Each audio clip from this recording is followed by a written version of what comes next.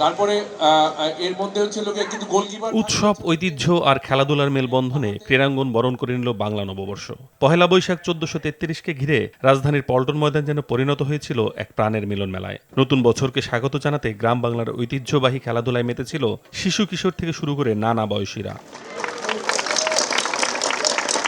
পল্টনের দিনব্যাপী বৈশাখী ক্রীড়া উৎসবে প্রচণ্ড গরম উপেক্ষা করেও দর্শক আর ক্রীড়াবিদদের উচ্ছ্বাস ছিল চোখে পড়ার মতো। গ্রামীণ ঐতিহ্য আর আধুনিক ক্রীড়ার সমন্বয়ে উৎসবমুখর বর্ণাঢ্য এই আয়োজনে যেমন ছিল ভলিবল, কাবাডি ও আর্চারির মতো খেলাগুলো, তেমনই ছিল দাঁড়িয়াবান্ধা, বৌচি, মোরগ লড়াই, গোল্লা ছুটের মতো হারিয়ে যেতে বসা ঐতিহ্যবাহী খেলাগুলো।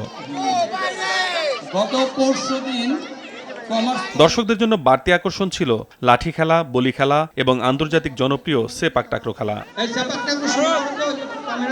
গ্রামীণ খেলাধুলার এমন আয়োজনে মুগ্ধ প্রধান অতিথি যুব ও ক্রীড়া প্রতিমন্ত্রী আমিনুল হক জানান, এখন থেকে প্রতি বছর প্রতিটি জেলায় এমন আয়োজন করা হবে। খেলাধুলা এবং উৎসবের মাধ্যমে সুন্দর সমাজ গড়তে এমন আয়োজন বড় ভূমিকা রাখবে বলে মনে করেন তিনি। আমরা এই বাংলা নববর্ষে শপথ নিব যে আমরা মননশীলতার মাধ্যমে, আন্তরিকতা, ভ্রাতৃত্বতার মাধ্যমে আমরা যাতে একটি সুন্দর পরিবেশ বজায় রেখে আমাদের যে সমাজের যে বিশৃঙ্খলাগুলো রয়েছে সেগুলো দূরে ঠেলে দিয়ে আমরা এগিয়ে যাব ইনশাআল্লাহ।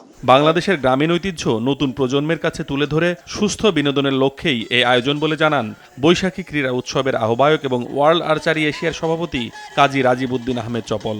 আবহমান বাংলা হারিয়ে যাওয়া যে কয়টি খেলাধুলা আছে, ডিসিপ্লিন আছে, আমরা সবগুলোকে পুনর্জাগরিত করবো, আমরা পুনর্জন্ম দিব। আমরা সবকিছু একটু পজিটিভলি নেই, আমরা পজিটিভলি ইয়েস বলবো, হ্যাঁ বলবো।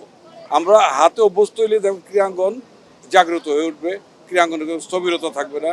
এমন আয়োজন ক্রীড়াবিদদের মনেও নতুন বছরকে উৎসবে বরণ করে নেওয়ার উপলক্ষ তৈরি করে দিয়েছে। বৈশাখ উপলক্ষে দীর্ঘ 20 বছর পর করা আয়োজন যেন এখানেই থেমে না যায় সে আকুতি অংশগ্রহণকারীদেরও।